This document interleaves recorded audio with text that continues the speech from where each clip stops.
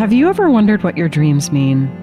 Join us in Dream School at thisjungianlife.com and find out. Jung wrote, "Dreams are a little hidden door in the innermost and most secret recesses of the soul." Dream School is a unique, self-paced online program you can start at any time that unlocks access to your inner world. Our 12-month program provides the support, knowledge, and guidance you need to reach within, decipher your personal dream code, and harness it to optimize your life.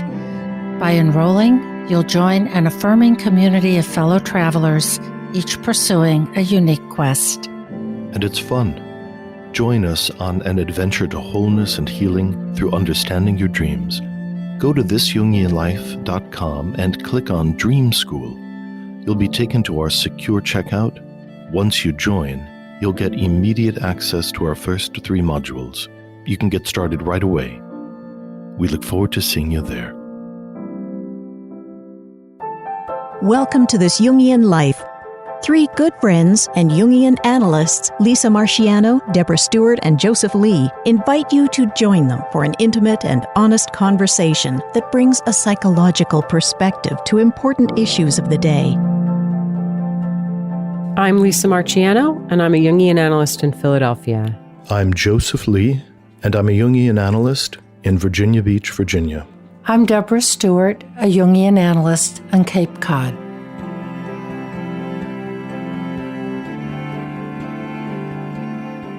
This week, we are going to talk about letting go and all of its many facets, and how do we know what we are being presented with and feeling. Are we being taken away? Are we slipping away? Are we in the midst of a life transition?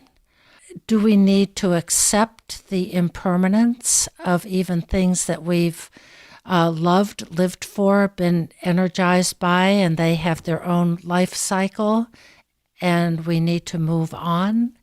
Is it a life dream that might be changing or ending?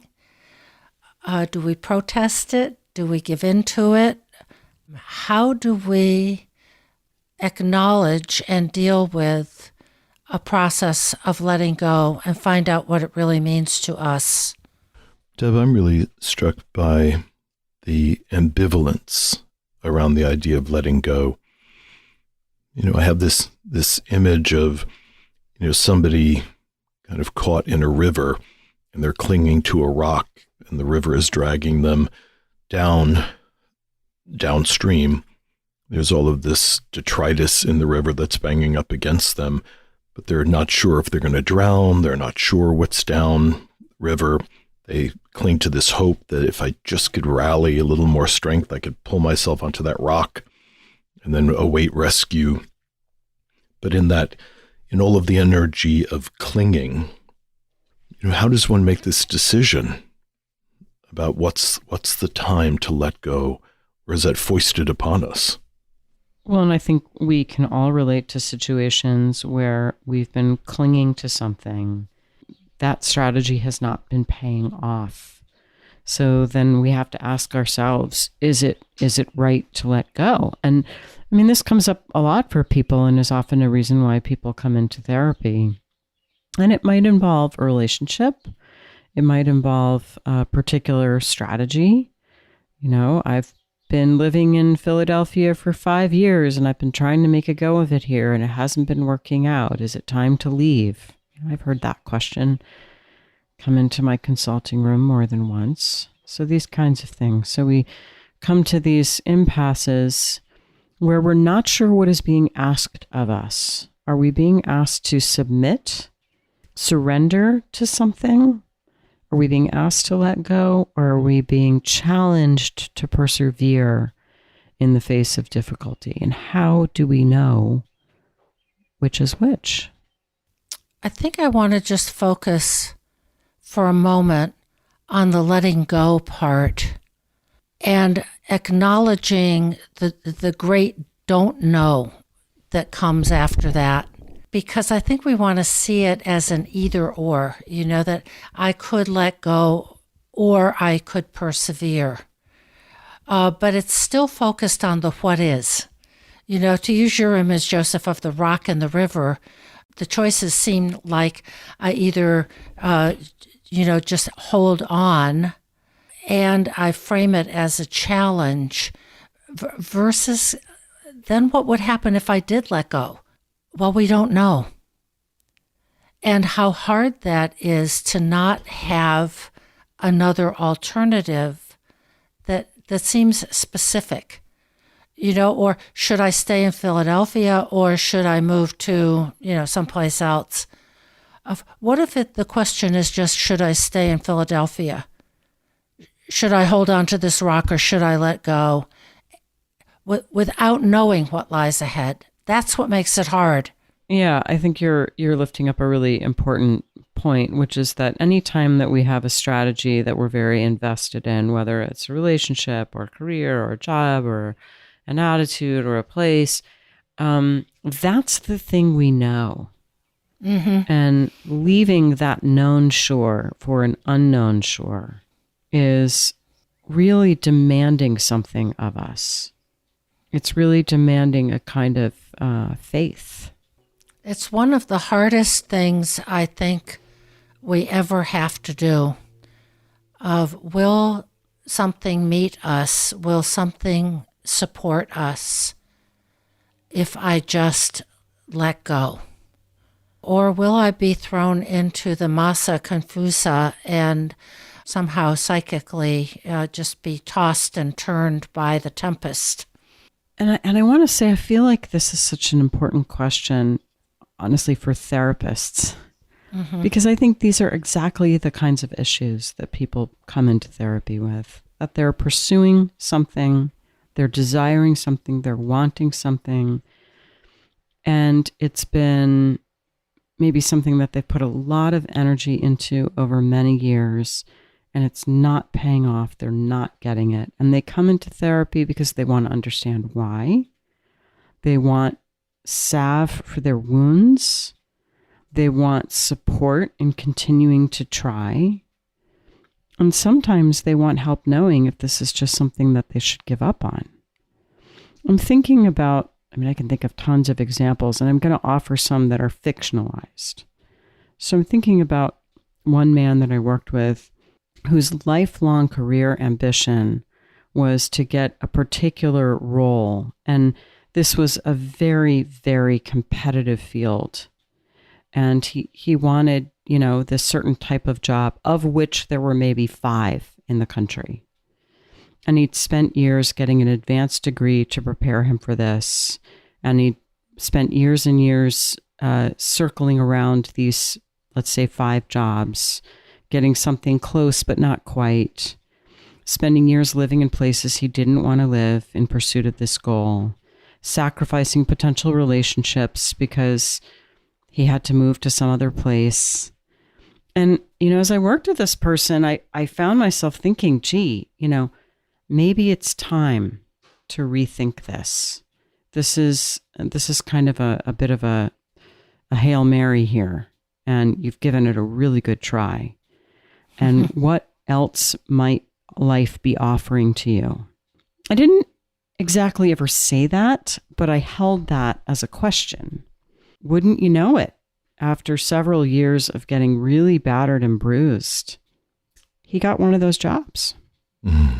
And was thrilled, and taking that job required him to move out of my area, so we stopped working together. But as far as I know, and I have had some contact with him since, he's really happy. So how do we know? How do we know when what's being asked of us is to drop and to trust? And how do we know when what's being asked of us is to keep clinging?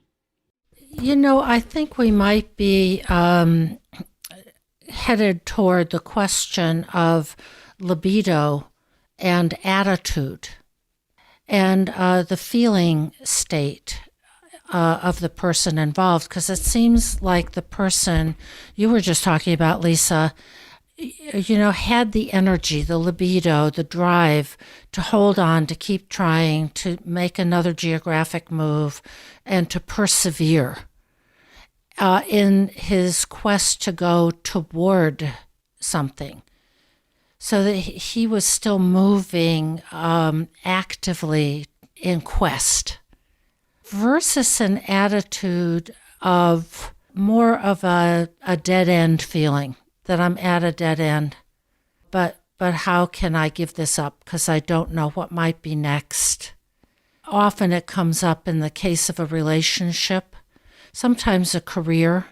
You know, those two great halves of life that Freud articulated, of Leben and Arbeiten, love and work, of that inner knowing that this isn't working and I don't have energy for it anymore, I think is a really important indicator of whether to hold on and keep going.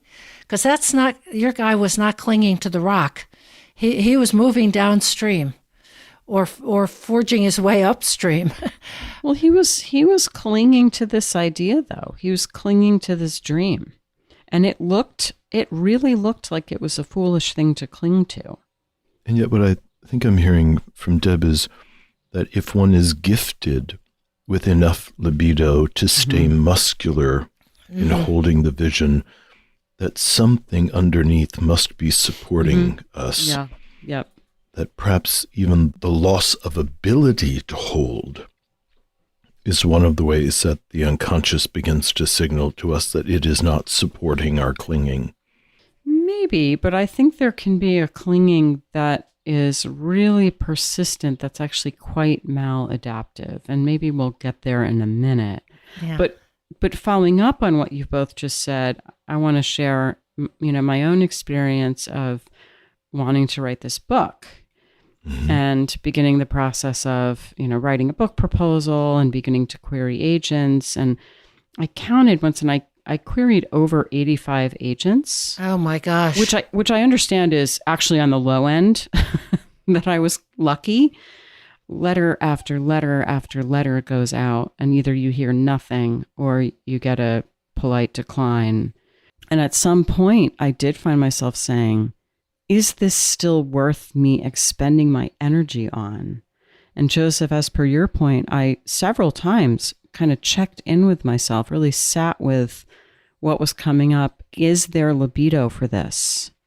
And the answer always came back, yes. So I kept going, and obviously it did pay off. But so I appreciate what you're saying, that we can maybe find that locus of energy that's supported by something deep within the psyche that says, yeah, in spite of the fact that the odds look terrible, keep going. So I'm thinking about this in terms of the four functions. And where do we look for that clarity that we should hold? Hold to the vision, hold to the relationship, hold to the job, hold to the city that we're currently in, despite the fact that there's adversity or lack of reward. So thinking types create value systems based on just rational assessment, right? They just start looking at statistics and trends and data, perhaps looking at, what are likely outcomes based on the stories of other people in these conditions, start analyzing knowable factors and coming to a conclusion that waiting or holding, this is the thing to do. I think about my friends that are very successful at trading stocks. And do you hold a stock or do you get rid of it? And what are the thinking parameters that tell you it's time to let go and take a loss and, put your energy somewhere else? And very thoughtful traders tend to do better than emotional traders who just kind of panic and they take that as a signal to let go. So feeling types, I think, have some other kind of signal. When something is void of feeling or accumulates a critical point of negative feeling, it plummets in value. And if that's reinforced over and over and over again, that can give a feeling type a sense that, it's time to get away because the feeling tone is stripped it of value. Mm-hmm. As an intuitive type, Lisa, there was a certain kind of irrational knowing that you should continue to hold, despite thinking or feeling. Something was talking to you. And then sensing types, I think, have something to do with how the body is responding. A very concrete sense of whether or not the body can rally or wants to rally to continue to be in a situation of one point or another, or whether that body intelligence is kind of repelling them backwards from it. So part of knowing when to let go might have to do with knowing how one makes a decision, how we are configured to make any kind of a decision. Really attending to the feeling function and its importance in this. One of the factors that a psychologist named Randolph Ness has written about in his book, Good Reasons for Bad Feelings, which will be in the show notes, for a depressive episode is the inability to let go, to hold on past reasonable hope. And he says, when the unreachable goal is truly given up, low mood is replaced by temporary sadness. And then the person can move on to pursue other more reachable goals. And then he goes on to say that the irony is that hope is often at the root of depression or the letting go. And so it brings up for me the sense of that we're walking around here and circumambulating of what is that process of discernment like that I need to let go versus hold on, and what do our feeling states tell us about that? Because it's going to go to a feeling state. It's not a cognitive process, at least not, I think, entirely or even in a major way. Well, that quote brings me to Fairbairn's idea of relentless hope. Mm-hmm. And then we're in this realm of early relational wounding that causes us to cling to an expectation that a caregiver is going to provide something that he or she has never provided. But there's an organization that occurs in the psyche around hoping that that object, we have a fantasy that that object or that person will meet these needs, that then often gets translated onto other people in our environment in adulthood. So a relationship that's characterized by relentless hope is, someone's in a relationship with someone who's terribly unempathic, kind of consistently inconsiderate. Maybe there's even something we might call emotional abuse going on. But the person longs to be loved and cherished by this person and continues to hope that it's going to happen. And it may be that all of her friends are saying, what are you doing? This guy treats you terribly. But she can't see it. She just keeps on hoping. If I just do this, or after he gets a raise, or maybe next summer when we get a chance to get away, that things will be different, and then it will be the way that I imagine it to be. So to go back to your quote, Deb, I think it's having this fantasy that we can't let go of. We can't mourn it. And again, this is often related to unmet needs in early childhood. People that have a parental wound, it's very moving to see how that affects the psyche, because there's a way where it's very, very, very difficult to give up hoping that your mother is going to come around, say, or your father is going to come around. And I've worked with people in their 60s whose, mother has been a lifelong torment to them. And they still go pick her up at the retirement community and take her grocery shopping once a week.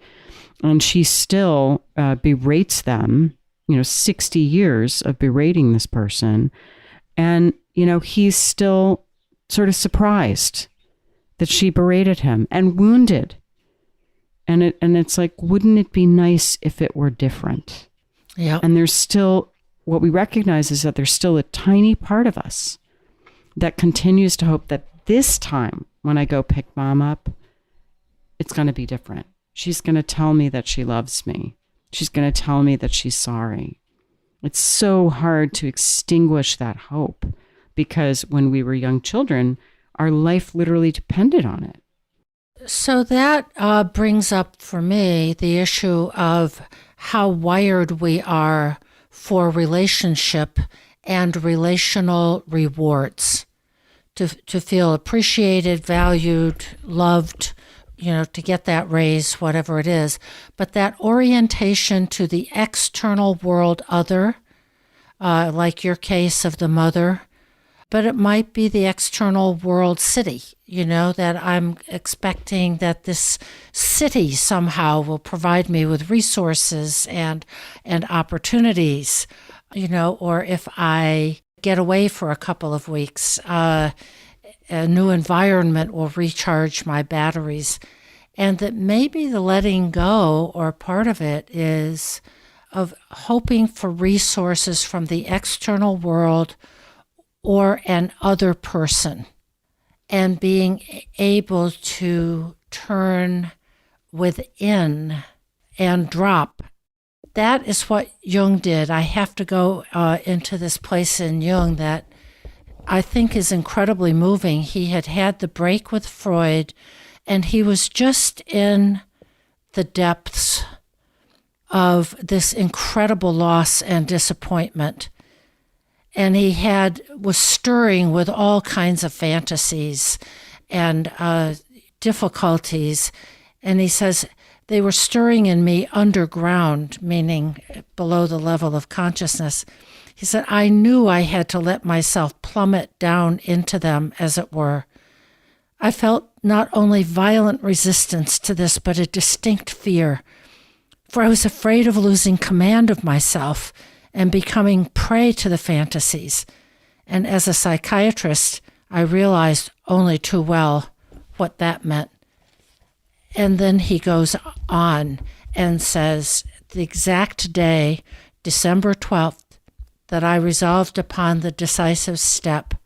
Jung is aware that this happened on December 12th. He knows the exact day that I resolved upon the decisive step. I was sitting at my desk once more, thinking over my fears. Then I let myself drop. Suddenly it was as though the ground literally gave way beneath my feet, and I plunged down into the dark depths. I could not fend off a feeling of panic. But then, abruptly, at not too great a depth, I landed on my feet in a soft, sticky mass.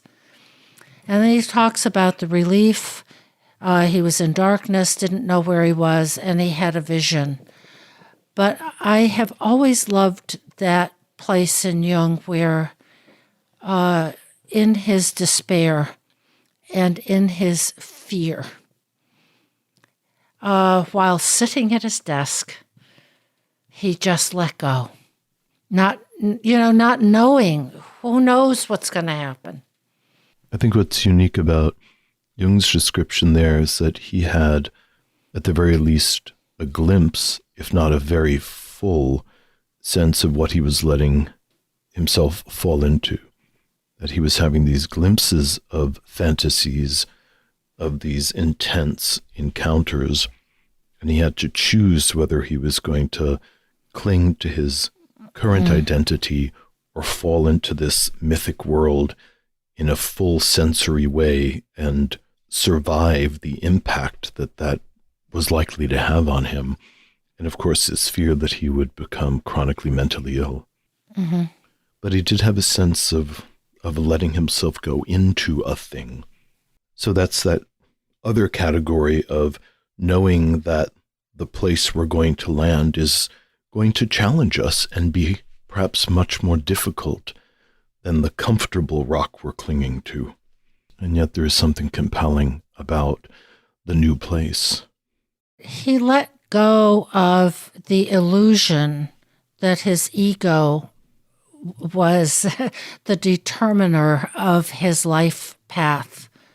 And he had been a very successful psychiatrist prior to working with Freud, during his time with Freud, and having his ego and his somewhat heroic, I can do it attitude be what governed his life. And I'm thinking that this letting go of ego is perhaps one of the crucial factors.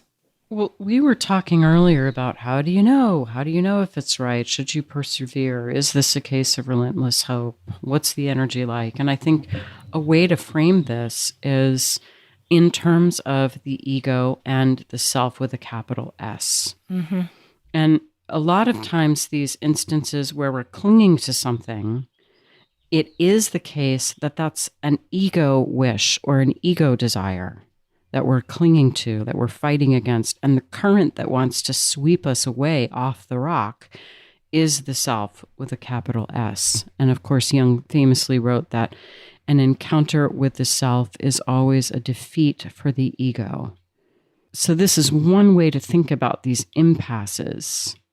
And as we were talking about before, if we check in with ourselves, where is the impetus to cling coming from? Mm-hmm. Is it coming from the ego or is it coming from the self? Not always an easy thing to know, but it's a question we could ask.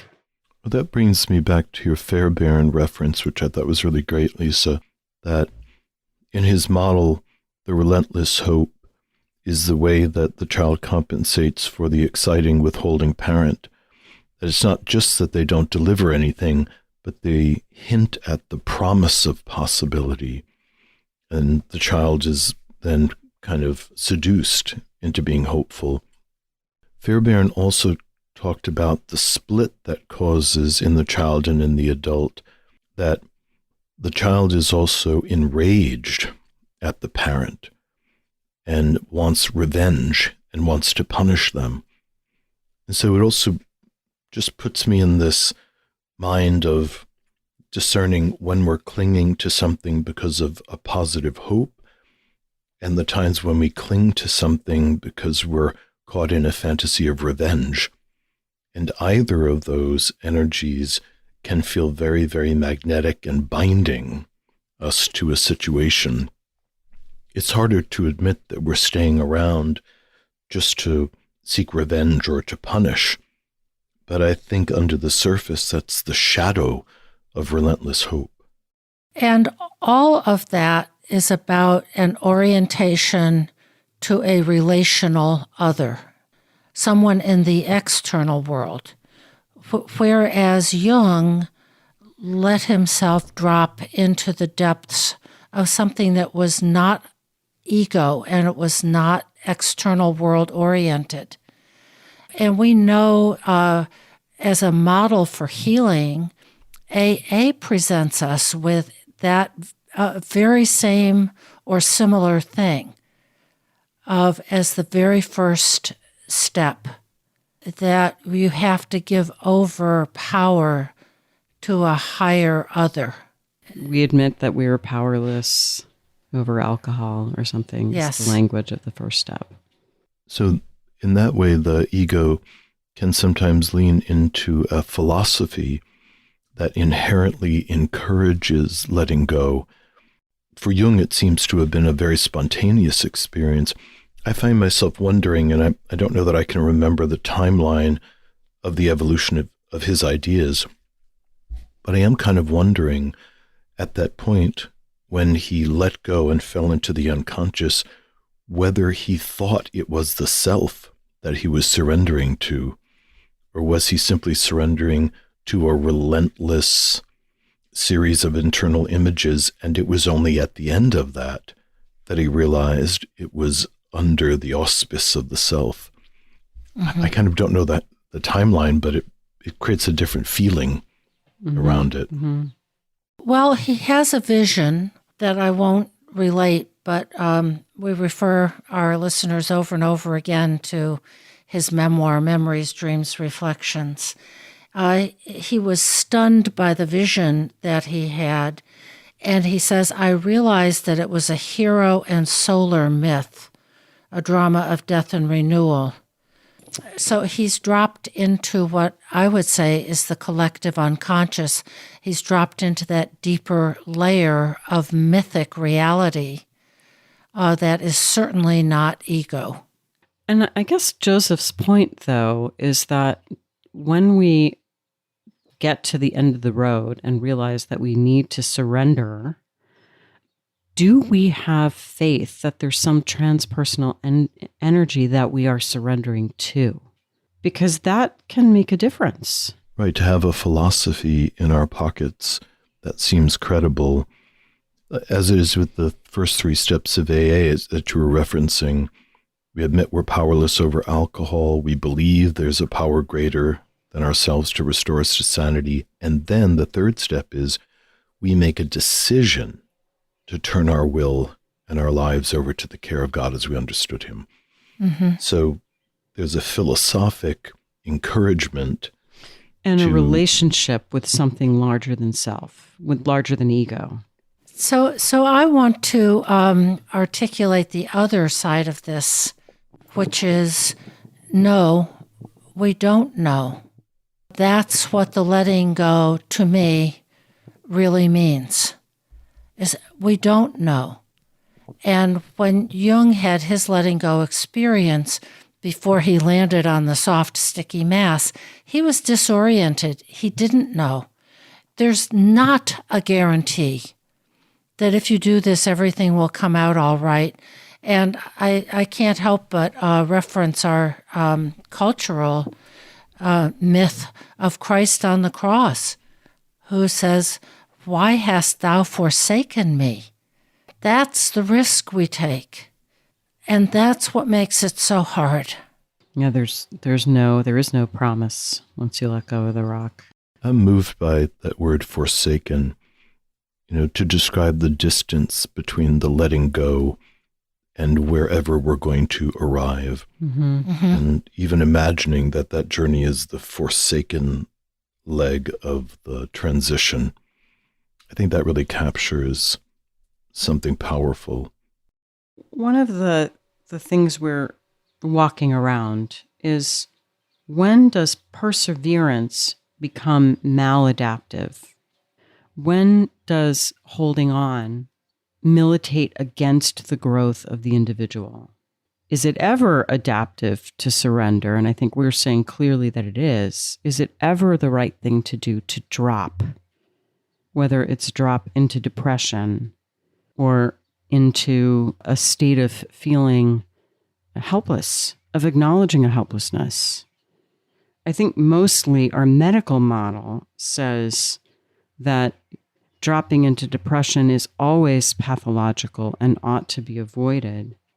There may be real advantages, and I think this is where we're trying to go today, to being able to surrender. Sometimes the heroic attitude of the ego is inappropriate to a situation, and we have to learn when we need to relinquish that, when we need to relinquish the heroic attitude and allow the hero to die. I think about theory of locus of control, which says that we can either have an internal locus of control where we feel like we can influence events that happen in our lives, or we have an external locus of control when it feels like things just happen to me.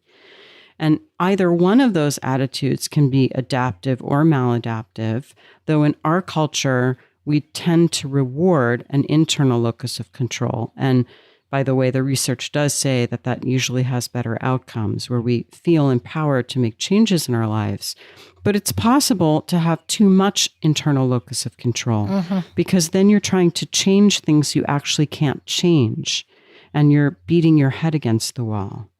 If you're caring for a dying spouse and the spouse is clearly in a process of dying.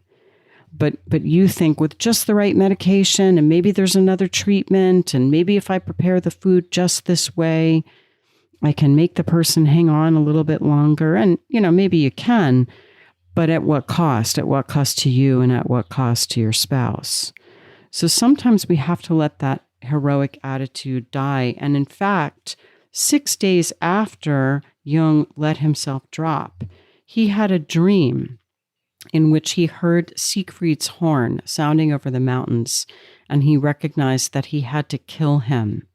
So when Siegfried's chariot came round the corner, Jung took a gun and shot him. And here's what Jung writes in his memoir about this dream. When I awoke from the dream, I turned it over in my mind, but was unable to understand it. I tried, therefore, to fall asleep again, but a voice within me said, "You must understand the dream and must do so at once." The inner urgency mounted until the terrible moment came when the voice said, "If you do not understand the dream, you must shoot yourself." In the drawer of my night table lay a loaded revolver, and I became frightened. Then I began pondering once again, and suddenly the meaning of the dream dawned on me. Why, that is the problem that is being played out in the world. Siegfried, I thought, represents what the Germans want to achieve, heroically to impose their will and have their own way. Where there is a will, there is a way. I had wanted to do the same, but now that was no longer possible. The dream showed me that the attitude embodied by Siegfried the hero no longer suited me. Therefore, it had to be killed. So because it was a dream rather than an active imagination, that Jung was drafted into this bit of theater by something higher than himself.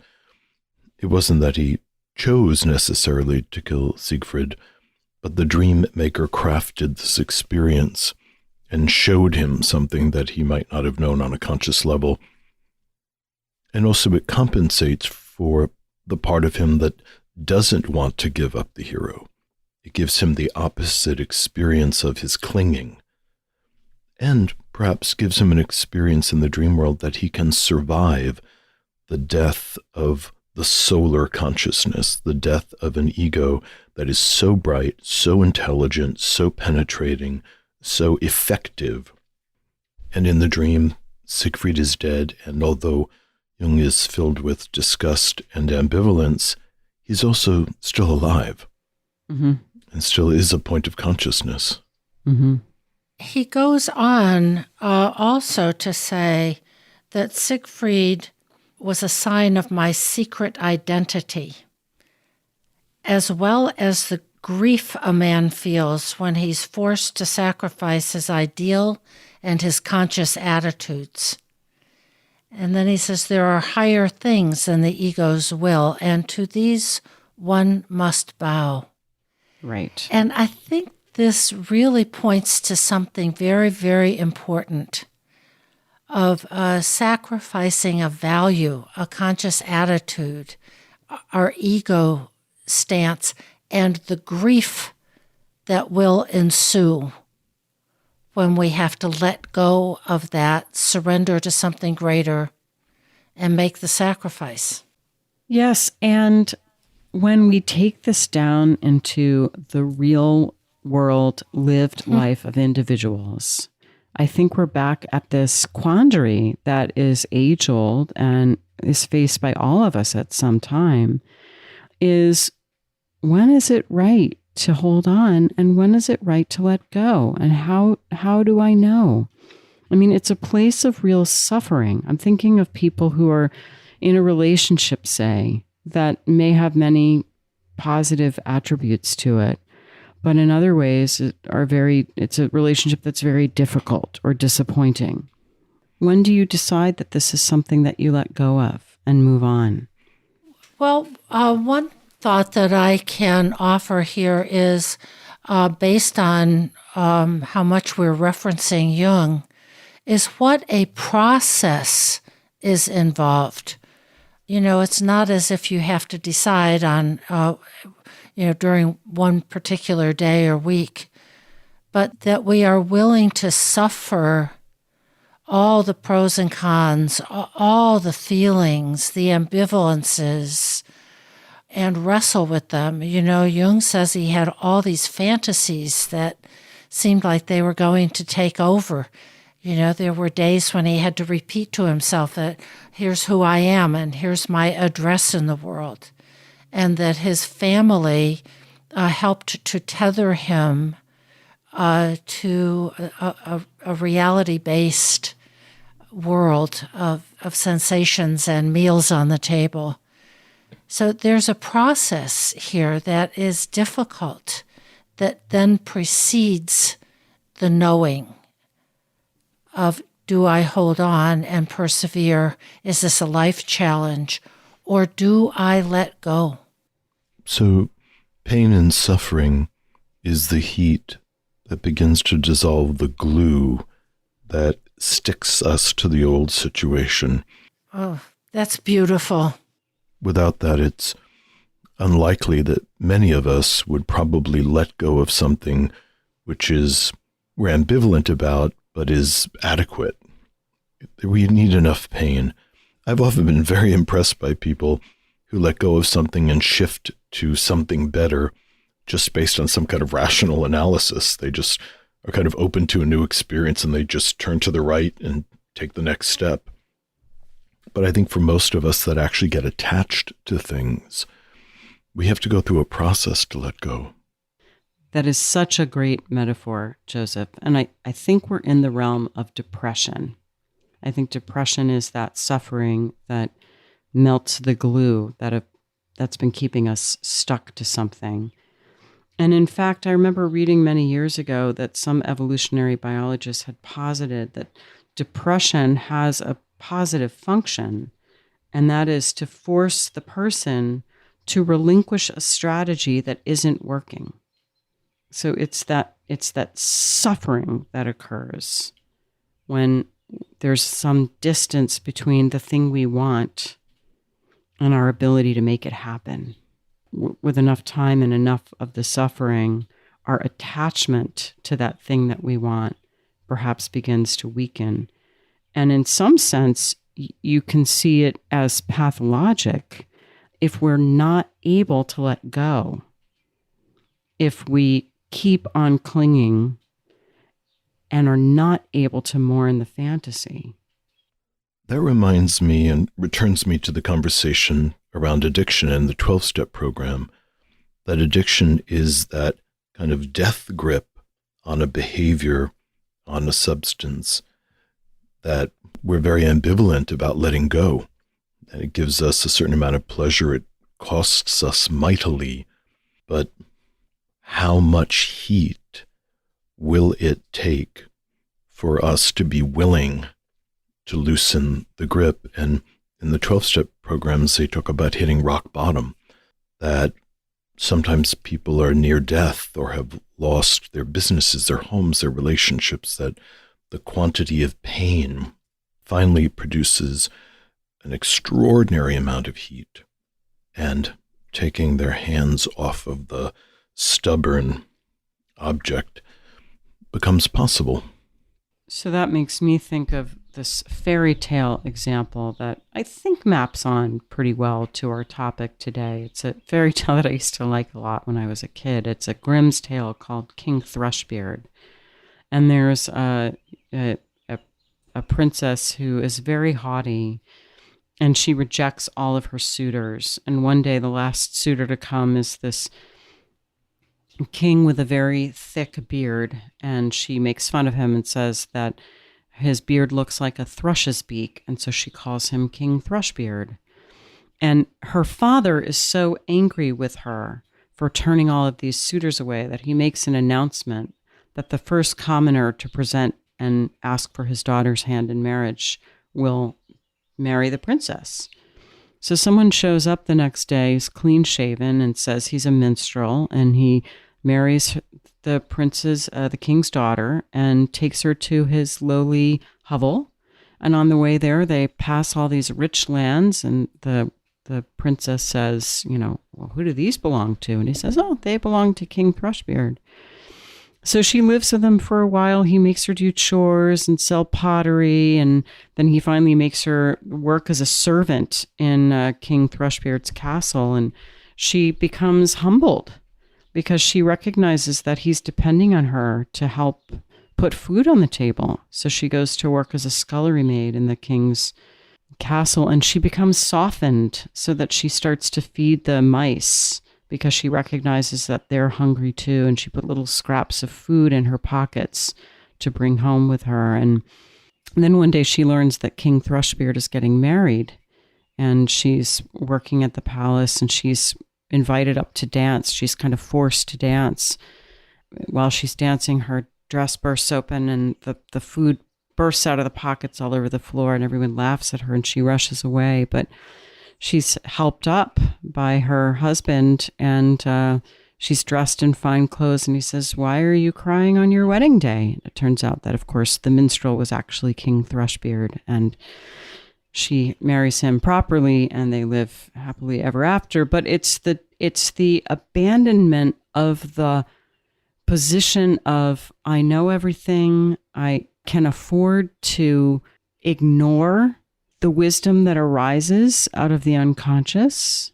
It's a kind of arrogance that comes along with an ego position that's too rigid. And what happens when we're forced to abandon that and become humbled? And this kind of calls up the kind of depressive place that we can have by failures around status, of our standing in the world. We get identified sometimes with the position that we hold at work, or being an active parent of kids at home, and then off they go to lead their own lives. You know, like the princess in this tale, she had to disidentify with her seeming status identities. You know, I'm wanting to give another real life example of this because it is so common.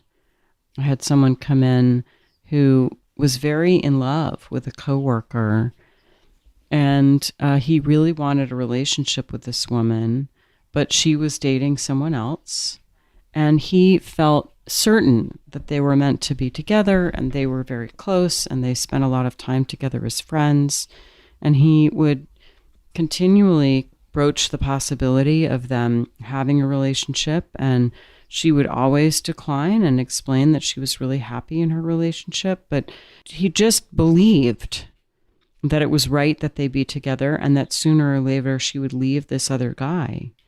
And he just kept on getting disappointed again and again and again. And it led him into a real place of despair. And that's sort of where the story ended for me, because he got to the point where he said, you know, what's the good of talking about this? Nothing's changing.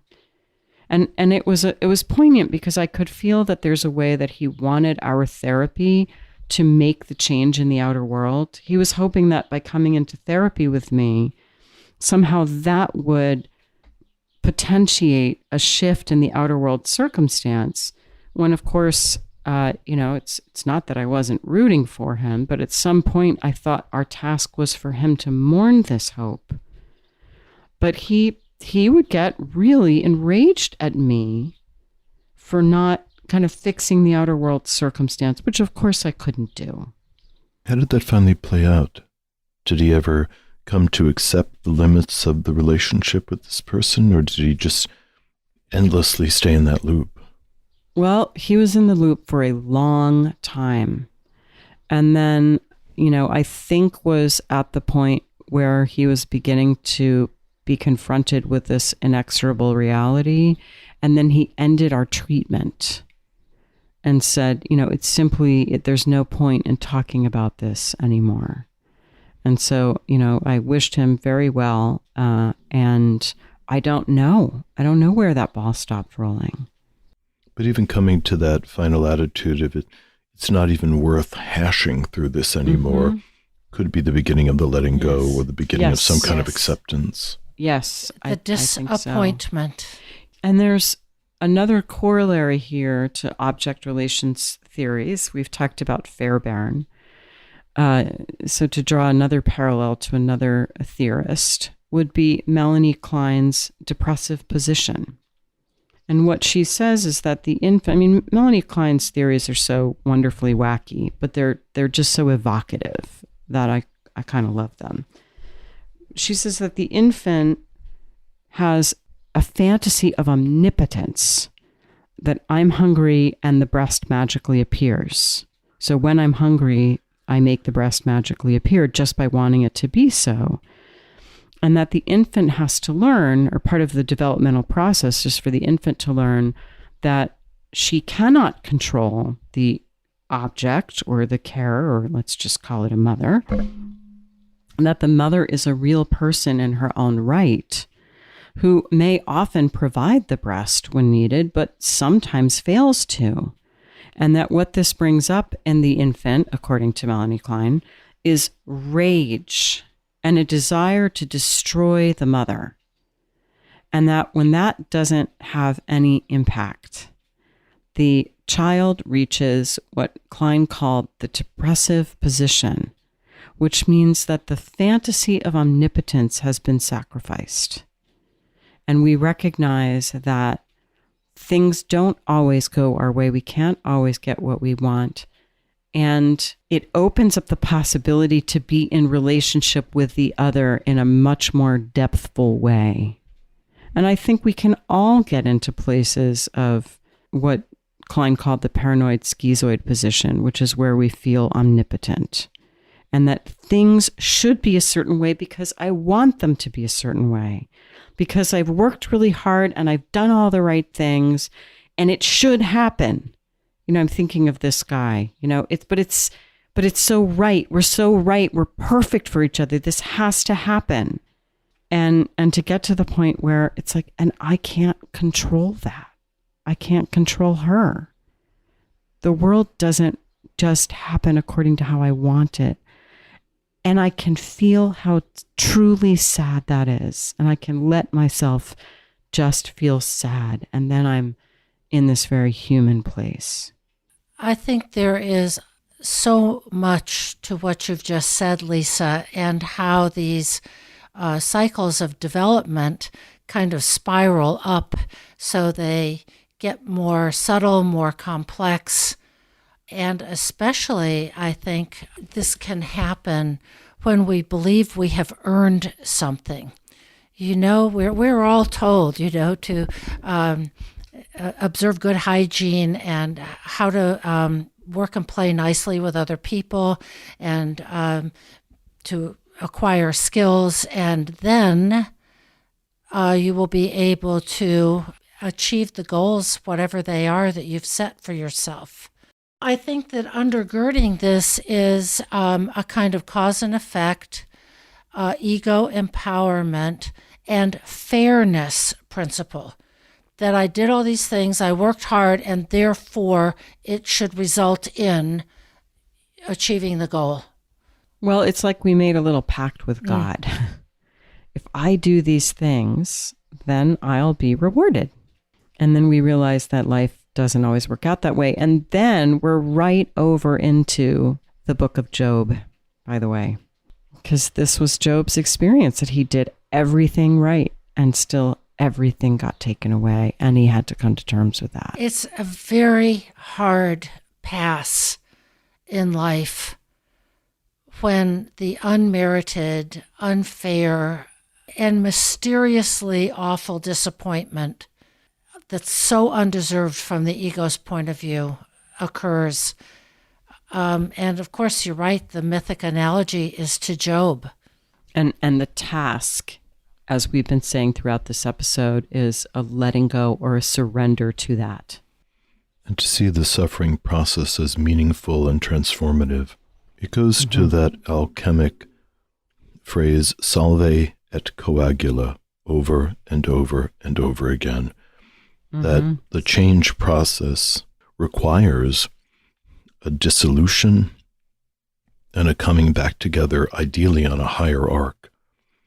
And that the solutio process, when we are young, can feel really exciting. We dissolve when we fall in love, We dissolve when we smoke weed. We dissolve when we get drunk. We dissolve into some kind of a community in college. And the letting go can feel euphoric. As our egos become increasingly more defined, the idea of being dissolved is a little bit more horrific and more frightening. And yet, at some point, the psyche needs to undergo this difficult, often painful process. And in the alchemical work, it's related to frustration, which is just what you said, Lisa, which they call the calcinatio, that the instinct and the desire is constantly churning and never satisfied. And that begins to create a heat. And then the mercurial fluid begins to boil, which then creates this softening of the ego, which allows some higher imprint to be made. And frustration and suffering is an inevitable part of that. And that even people that seem remarkably open to new experiences or paranormally adaptive, they may have developed strategies like I was saying earlier, investment strategies. So these 4 indicators happen and I do these 4 steps. I'm out of this and I'm into that. And that's, remarkable and it's adaptive, but it doesn't necessarily herald an entire change of being, which I think requires something that's beyond the choice of the ego. So I'm wondering if it is time for us to let go and move into a dream. Sounds good.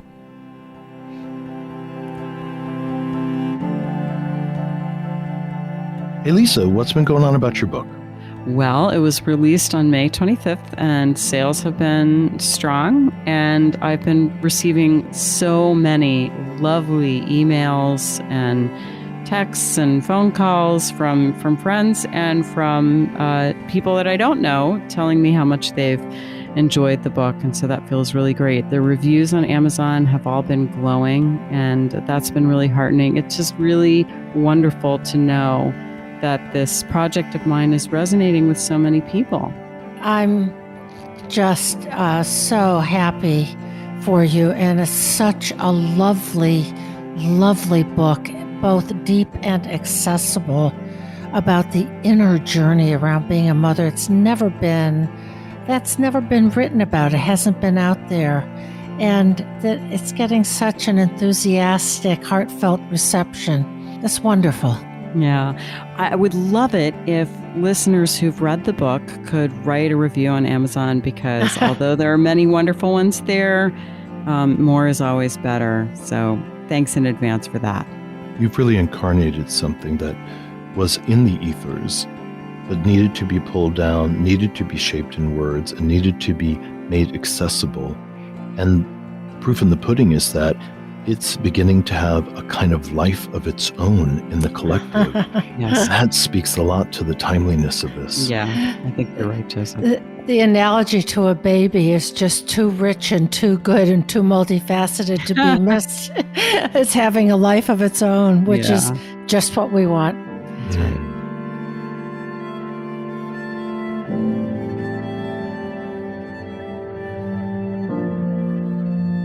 Today, the dreamer is a 51-year-old female who is a college instructor. And here's her dream. I'm in a dining room. It's in an older house with rooms like boxes for different purposes. There is the requisite brown wood dining room table. I'm not sure I should be in there. It feels old and used, and the air feels stale. I look up, and there's a plain, dark, 4-blade fan. It's motionless, but I'm awestruck by the ancient golden raven perched on the fan blade closest to me. I immediately knew it was the ancient raven. It was looking at me. It was large and had multiple layers of ancient golden feathers, some big, some small. Its many golden feathered tail hung down from the fan like a peacock. We just stared at each other. I knew deep inside this ancient raven was connected to me. She provides some context. I've had 2 years of transitions. I took on a high-level administrator role and used the role to create space to heal a 20-year marriage. Halfway through, the pandemic hit. I went back to my instructing role and was able to return to my marriage.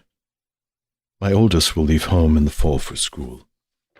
She writes that the feeling in the dream was being unsure if she should be in the room, and then awe and reverence when she saw the golden raven.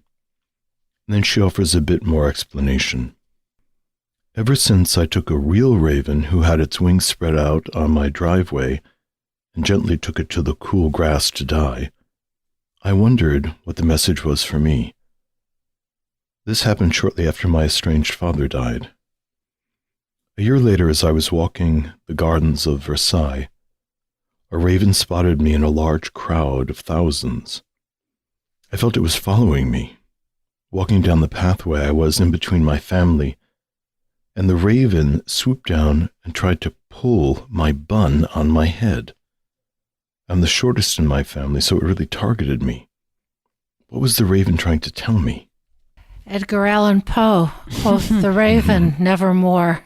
Well, it's interesting because here we have a really prominent symbol showing up in a dream and in these synchronicities in outer life as well. And ravens, of course, there's a lot of rich mythological and symbolic stuff around ravens. One of the things that strikes me about this dream is that we're in this setting that feels boxed in and the air feels stale and she's not sure she's supposed to be there.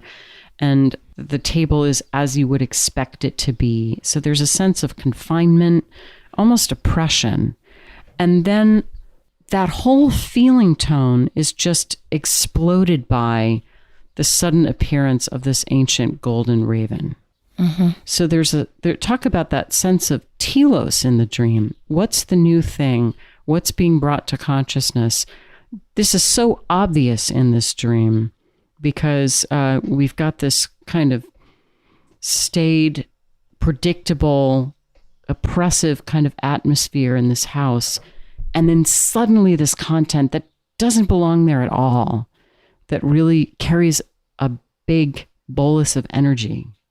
And I'm thinking about the raven in the dream being a harbinger of this big influx of energy.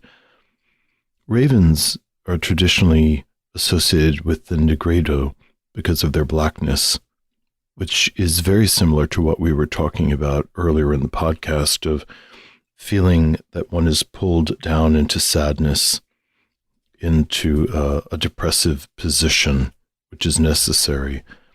But the leaden raven has turned into the gold raven. And so I'm wondering if she also has completed some kind of transformative process. And even though it's happened in the old stale box of perhaps her history, this may have something to do with unresolved feelings about the estranged father, since she has an association to that. Mm-hmm. And I'm wondering if a depression around the upbringing is finally transformed and she's moving out of that sadness and into whatever is next for her. A culmination, this golden raven that's almost like the peacock. And there is this alchemical progression of birds that I believe begins with the raven and ends with the peacock. Or perhaps it ends with the phoenix. I'd have to check. I am actually experiencing a somewhat different feeling about this dream. That part of me wants to say, wow, isn't this great? You know, that here you are in this sort of historic, stale, boxed-in situation, and then, ta-da, there's a golden raven on the fan up above, and everything's coming up roses. So I'm sitting with that, and I'm a little feeling a little wanting to know more, feeling a little skeptical of the contrast between these two states in the dream. And where I'm going is to her father's death, and he was estranged. And she took a raven in her waking life out of the driveway to the grass to die. So I'm kind of still sitting with and pondering the negredo of the traditional black raven image, what's happened in her real life with her father and the bird she allowed to die, and this image of the golden ancient raven, and whether that is a little bit of an overcompensation from the dream maker around a really, really difficult time she may still be having in her life. Well, and it could sort of be both, right? Because it could, I think you're right. I doubt everything's coming up roses. And the dream doesn't even have that sense to it, because in a way, this raven is so uncanny. Mm-hmm. And I think she uses the word ancient about 4 times. So it's just the presence of something uncanny. But there can be a way that in the midst of a really dark time, the self provides us with an image of integration and wholeness, almost as a way to say, hang on there. Mm-hmm. It's better days are coming. But I think you're right, Deb. There isn't a sense that something's actually been worked all the way through, although it might be an image of what is possible to come. A place that also supports that, although it seems like a mere detail in the dream, is that this raven is perched on a plain, dark 4-blade fan. And we all know how important quaternity was for Jung as a symbol of structural wholeness. And fans don't come with 4 blades. They come with 3 or they come with 5. But I personally have never seen a 4-bladed fan. Mm. Well, and of course, a 4-bladed fan, it would be sort of, it's an image of a mandala. Exactly. And it's motionless. So again, I'm contrasting this, maybe the difference between where she is now with something that sparks hope, wholeness, and something more golden to come. I think there are 4-bladed fans. I just want to say. Okay.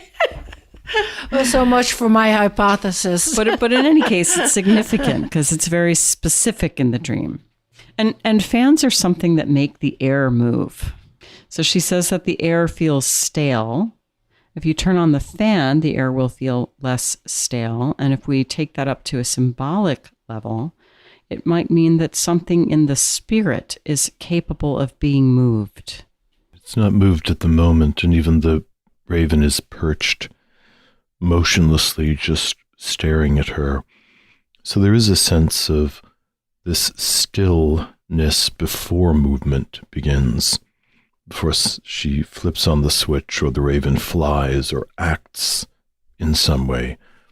But right now, there's no real action that's happening in the dream, and the staleness of the house suggests activity hasn't been happening for a long time.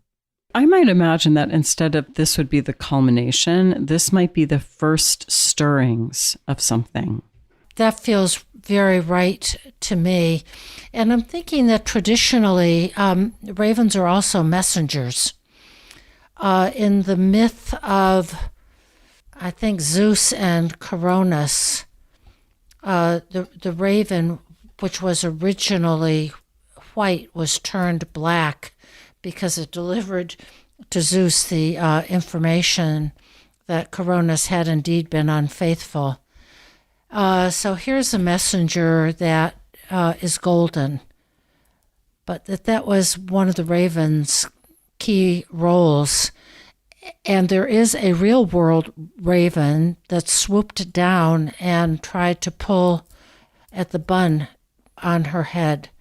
So there's something here very much about a messenger, and yet the message is not yet clear, which goes to what you were saying, Lisa, and Joseph, about something that is nascent but perhaps coming online. It's from the higher self. It's of transpersonal value because it's golden. And golden ravens don't exist, so we know we're in some kind of a alternative universe. I'm also finding myself just thinking about ravens as carrion eaters. And much like vultures, ravens are the creatures in the natural world that clean up the dead flesh. They're kind of the janitors of the natural world along with other kinds of creatures. So they're connected again with the nigredo and the mortificatio, but the transformation of that, being able to eat up the carrion, cleaning up things. It's not doing it in the dream, but I'm wondering about that as some kind of a potential that's happening in the dream as well. What do we make of the real world appearance in some pretty unusual ways of ravens in this dreamer's life? I mean, sometimes it happens to us that we have a kind of messenger, as it were, that appears to us both in the inner world and the outer world. Not commonly, but it does happen. And so what do we make of that? Yeah, it does seem like a synchronicity when those worlds meet. And there have been two outer world meetings, the raven that was dying and the raven that swooped down to peck at her hair. I mean, one of the ways that I would understand this if I were working with someone who had something like this happen is there's something that really wants your attention. It's a content of the collective unconscious, as it were. It's an archetype. Some kind of archetype is activated and it wants your attention. So something is being asked of you. Now, we don't know exactly what that is, but a response is demanded, I think. And she says in her comments, what is the raven trying to tell me? And I think that is the central question. That something is trying to get your attention. And I have to tell you that while I was just saying that, I heard the ravens croaking outside my window. So marvelously spooky.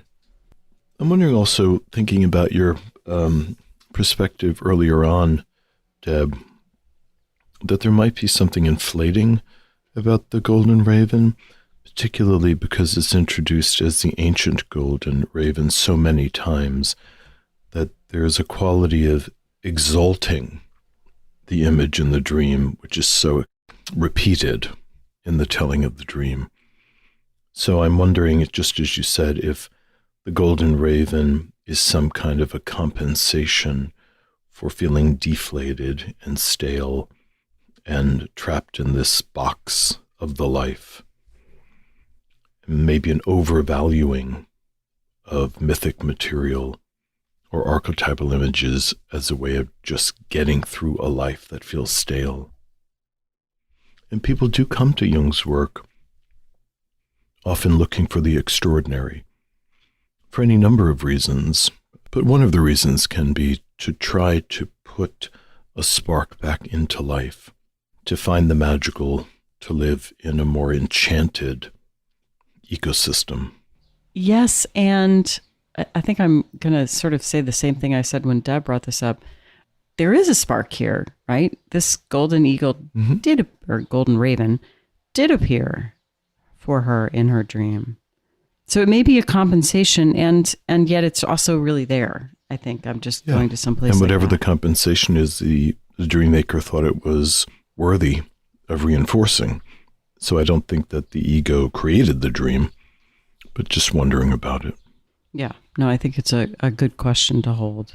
I'm also thinking of just the last sentence in the dream where the dream ego and the golden raven are just staring at each other, and that other activity doesn't seem to happen.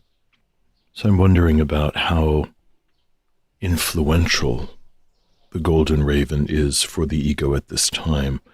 Maybe it's just catching the first glimpse, which portends further engagement, further impact down the line. or whether something is kind of is stymied. There's a bit of a standoff there. Who's going to make the first move? Who's going to set something in motion? Which goes to the idea of the potential of the air moving with the fan, but it's not actually happening yet. Right. We're still in a place of stasis at this point. So if this were an active imagination, I might be curious about what the dreamer would do if they were back in the room. Would they try to engage the raven? Would they try to touch it, hold a hand out, speak to it, try to set it free? I mean, a raven trapped in an old locked up house is not a really appealing trajectory to that. It would be a really interesting dream to work with in that way. You've been listening to This Jungian Life. From our website, thisjungianlife.com, you can follow us on Twitter, like us on Facebook, help us produce future episodes by funding us through Patreon, and submit your dreams for possible interpretation on another episode. We'd like to thank our listener who shared a dream for today's show and hope you'll let us know what topics you'd enjoy hearing more about. Until next time, keep living this Jungian life.